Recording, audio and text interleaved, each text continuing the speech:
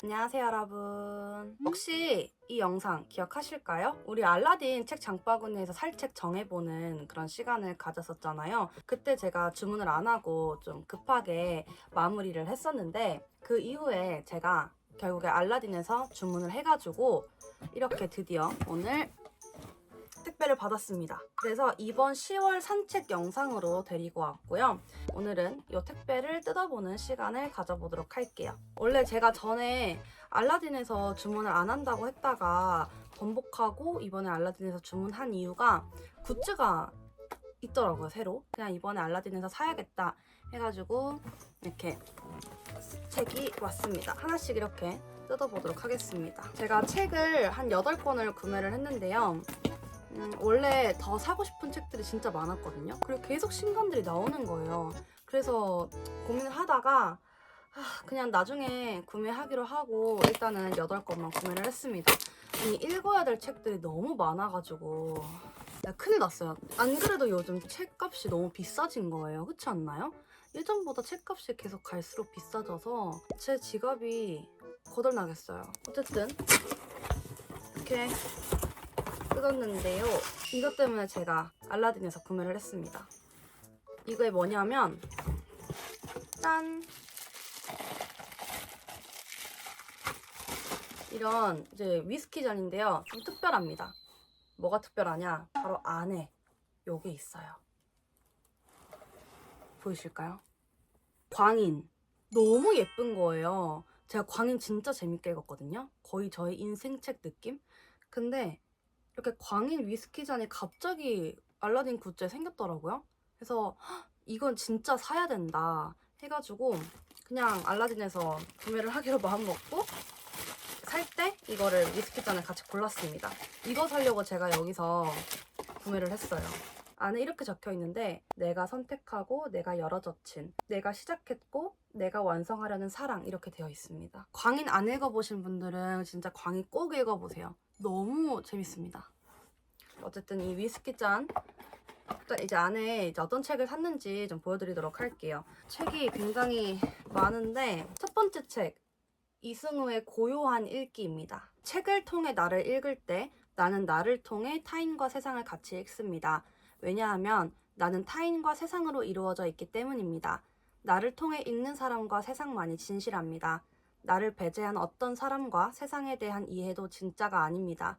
자기에 대한 의심과 돌아봄이 없는 이해만큼 위험한 것도 없습니다. 그래서 읽기가 중요합니다. 라고 이제 서문에 이승우 작가님께서 쓰셨는데요. 사실 3년 동안 오직 책을 쓰는 작가로만 살아오셨고 그만큼 팬층도 엄청 두터운 작가라고 하더라고요. 저는 책을 읽는 것을 취미로 하고 있고 이렇게 책 유튜브로 리뷰를 남기고 소개를 해드리는 그런 취미도 하고 있지만 저는 처음 접해보는 작가님이어서 인스타그램에서도 지금 엄청 핫한 책이더라고요. 이 책은 이제 고요한 몰두를 통해 얻어낸 소설가 이승우의 생각들을 모은 산문집이라고 합니다. 제가 원래 산문집 에세이 이런 걸 그렇게 좋아하지 않는데 인스타그램으로 올려주신 다른 독자분들의 평 그리고 이렇게 짤막한 피드 보는데 너무 좋은 거예요. 그래가지고 너무 궁금해서 한번 구매를 해봤습니다. 그리고 편집자 K님 유튜브에서도 소개가 됐더라고요. 그래가지고 구매를 해봤습니다. 이거는 이제 읽어서 리뷰를 통해서 다뤄보도록 할게요. 두 번째 책은 백희성의 빛이 이끄는 곳으로입니다. 이 책이 그렇게 재밌다고 소문이 났더라고요. 아시아인 최초로 프랑스의 젊은 건축가에게 수여하는 폴 메이몽상을 수상한 천재 건축가 백희성. 그가 자료조사와 집필에만 8년이 걸린 첫 장편 소설이라고 합니다. 너무 기대되지 않나요? 프랑스 파리에 살고 있는 건축가 르미에르는 아주 싸고 낡은 건물을 구해 나만의 공간으로 꾸미고 싶어 부동산을 알아보는 중이다. 어느 날 당신이 찾던 매물이 나왔으니 어서 와달라는 중개업자의 다급한 연락을 받고 찾아간 리미에르는 먼지 쌓인 거대한 저택을 마주하고 계약을 위해서는 스위스에 머물고 있는 집주인 피터를 반드시 만나야 한다는 이야기에 곧장 먼 여정에 오르게 되는데 라고 책 소개가 되어 있습니다. 지금 너무 핫하기도 하고 정말 많은 사람들이 책을 꼭 읽어보라고 추천도 해주시고 제가 최근에 건축가의 공간일기라는 책을 읽었다고 이제 여러분들께 소개를 해드렸던 적이 있는데요. 그때 생각이 좀 나가지고 또 건축가 책인 거예요. 그리고 책을 제가 호로록 봤었을 때 안에 이런 지도? 건축적인 지도라고 해야 되나요? 이렇게 지도가 안에 있는데 이렇게 보니까 더 재밌어 보이는 거죠. 그래가지고 이런 핫한 책 안 읽어볼 수 없지 해서 구매를 한 책입니다. 그래서 이 책은 제가 이번 달에 꼭 읽고 싶은 책 중에 하나예요. 그래서 다 읽어보고 이 책을 후기로 가져오도록 하겠습니다. 그리고 세 번째 책. 세 번째 책은 피터 스완슨의 살인 재능입니다. 죽여 마땅한 사람들, 살려 마땅한 사람들에 이어 데뷔 10주년을 맞고 출간이 된 신작인데요. 바로 이전 영상 살책을 골라보는 컨텐츠에서도 제가 정말 기대한다. 이거는 꼭 살 것이다 라고 이제 말씀을 드렸던 책이에요. 전국에서 산발적으로 벌어지는 여성 살인 사건. 경찰조차 전말을 파악하지 못하는 가운데 오직 한 사람만이 범인을 의심하고 있다. 남편이 출장을 갈 때마다 그곳에서 벌어지는 살인사건이 모두 우연에 불과한 것일까? 남편이 연쇄살인범이 아닐까 하는 의심하는 아내, 마사는 조심스럽게 그의 뒤를 쫓기 시작하고 죽여 마땅한 사람들, 그리고 살려 마땅한 사람들의 주인공 릴리까지 사건에 개입하게 되면서 이야기가 전개가 된다고 합니다. 사실 제가 이제 이 책을 너무너무 기대하고 읽고 싶은데 살려 마땅한 사람들을 먼저 읽어야 될 것 같은 느낌인 거예요. 왜냐면 이전 작의 주인공 릴리까지 여기에 개입이 돼 있다? 그러면 세계관이 통합된 거 아닌가? 그래서 이거 뭔가 전 거를 좀 읽어야 이어지는 느낌이지 않을까 해가지고 조금만 참고 살려 마땅한 사람들 먼저 읽고 나서 이 책을 읽어보려고 합니다. 그리고 네 번째 책은 김아인의 스파이라입니다. 올해 제7회 한국과학문학상 장편 대상을 거머쥔 소설이고 SF라서 너무 기대되는 책이라서 같이 이제 구매를 하게 되었는데요. 이 책의 배경은 에피네프라는 치명적인 전염병이 휩쓴 근미래다. 인간이 죽은 후에도 정신은 전산화되어 새로운 삶을 살 수 있다면 소설은 이런 의문과 설정에서 시작해 팬데믹 상황의 디스토피아이면서도 기술이 발달하여 제2의 가상인생 서비스가 제공되는 세계상을 그린다. 소설은 그 정신전산화 서비스를 제공하는 A이라는 거대 기업을 둘러싼 인물들의 첨예한 입장차와 대립을 다룬다. 디스토피아 상황에서 죽음이 없는 영원한 삶은 과연 유토피아일까? 라는 질문에 다각도로 접근한다. 이렇게 책 소개가 되어 있습니다. 추리 스릴러와 로맨스가 만난 정견 SF 디스토피아 소설이라고 하는데요. 저 진짜 디스토피아 소설 환장하거든요. 그리고 한국과학문학상 장편 대상 자체가 천선란, 청해 같은 정말 엄청난 작가님들을 탄생을 시켰기 때문에 여기서 배출한 작가다? 그러면은 이미 증명이 되어 있으니까 너무 기대가 되는 거예요. 그리고 이게 생각보다 두껍지가 않아서 금방 또 읽을 수 있을 것 같기도 하고요. 그래서 원래 제 이전 컨텐츠 장바구니 살책에서 고를 때는 없었던 책인 것 같은데 고민도 안 하고 그냥 바로 살책으로 넣었습니다. 빨리 읽고 싶은 책 중에 한 권이에요. 그리고 다섯 번째 책은 정유정의 영원한 천국입니다. 이전 컨텐츠에서는 제가 이제 밀리의 서재에 곧 나오지 않을까 해서 아마 안 살 것 같다고 여러분들께 패스 이렇게 했었던 것 같은데 이게 나오긴 하더라고요. 근데 오디오북으로 나와요. 근데 저는 이렇게 오디오북을 막 선호하고 그러지는 않거든요. 뭔가 물성으로 잡혀서 이렇게 읽거나 아니면 활자로 읽는 걸 좋아하는 편이어서 고민을 진짜 많이 했는데 그냥 사는 걸로 결정해서 이렇게 데려왔습니다. 그러니까 이 소설은 견디고 맞서고 이겨내고자 하는 인간의 마지막 욕망에 대한 이야기이다. 자기 삶의 가치라 여기는 것에 대한 추구의 이야기이기도 하다. 이 욕망과 추구의 기질에 나는 야성이라는 이름을 붙였다고 작가의 말에서 나오고요. 제가 완전한 행복을 너무 재밌게 읽었는데 이 책은 그 욕망 3부작의 두 번째 이야기라고 합니다. 첫 번째는 완전한 행복이고 두 번째가 이 영원한 천국이라고 하는데요. 이 책도 이번 달에 진짜 좀 빠르게 꼭 읽어볼 책이고 기대가 되는 책 중에 하나입니다. 그래서 빨리 읽고 여러분들께 소개를 드려보고 싶은 책이에요. 그리고 여섯 번째 책은 위수정의 우리에게 없는 밤입니다. 첫 소설집 이후 2년 만에 찾아온 이번 책에는 2022년 제23회 이효석 문학상 우수상을 수상한 아무도를 시작으로 같은 해 제2회 김유정 작가상 수상작인 오후만 있던 일요일을 포함하여 총 10편의 작품이 수록되어 있다고 이제 소개가 되어 있습니다.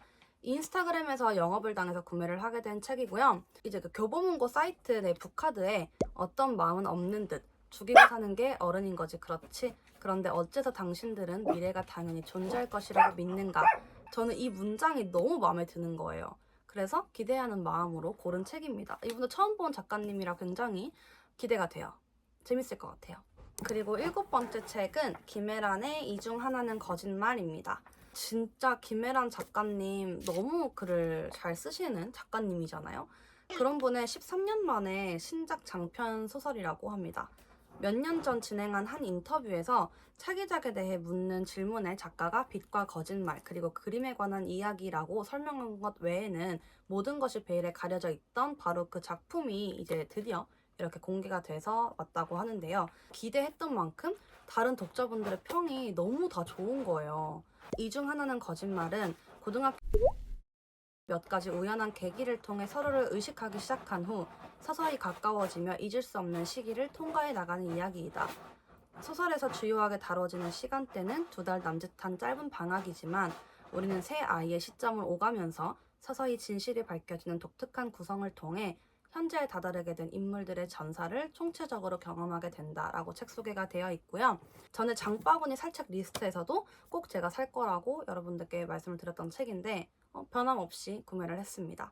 근데 제가 이 책을 원래는 전작을 다 읽어보고 읽으려고 했는데 못 참겠는 거예요. 너무 읽을 책, 밀린 책들이 너무 많아서 이 책을 그냥 못 참고 먼저 읽고 그 후에 조금 여유가 있어질 때 이 작가님의 다른 책, 뭐 바깥은 여름이라든지 뭐 비행운이라든지 뭐 이런 책들을 읽으려고 합니다.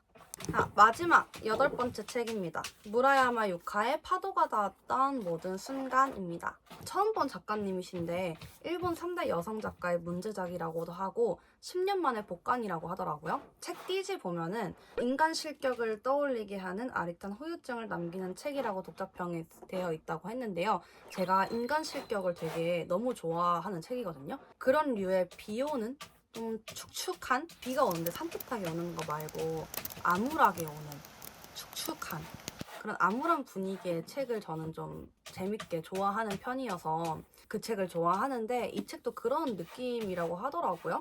근데 이렇게 표지를 봤을 때는 그렇지 않고 굉장히 여름여름 할 것 같은 청량한 느낌 같은 책인데 인간 실격을 떠올리게 하는 책이라고 해서 더 궁금한 거예요. 서로를 원하지만 사랑은 아닌 이 관계가 어째서 우리는 이토록 간절한 걸까라는 홍보 문구를 보고 이 문장의 의미가 궁금하고 또 제목과는 어떤 연관이 있을까 하고 너무 궁금해지더라고요.